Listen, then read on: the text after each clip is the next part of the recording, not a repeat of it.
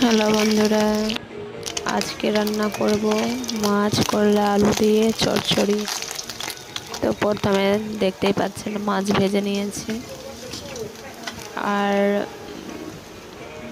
আর মাছ দিয়ে দিব। এটা মাছ, কটা মাছ আছে উঠিয়ে নিই।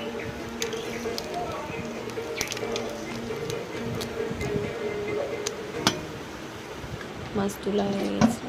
এবার যে মাছটি রাখা আছে ওটা ভেজে নিই।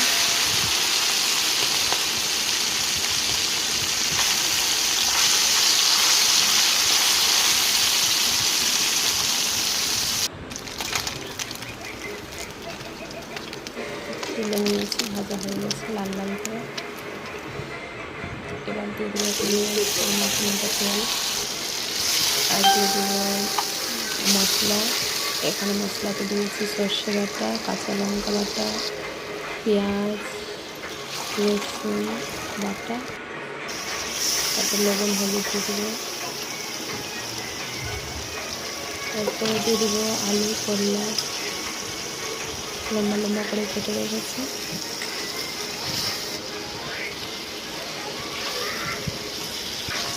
সুন্দর করে কষে নেব।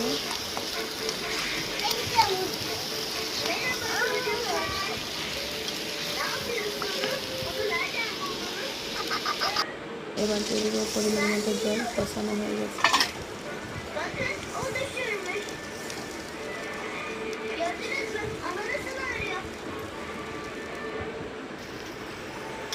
এবার সিদ্ধ হয়ে গেছে। এবার মাছটা দিয়ে দেবো, ভালো রাখা মাছটা।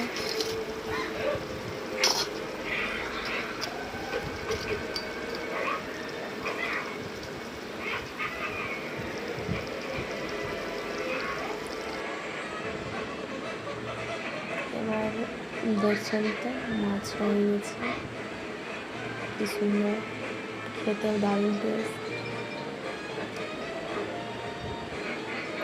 এবার রান্না করে এরকম খেয়ে দেখবেন,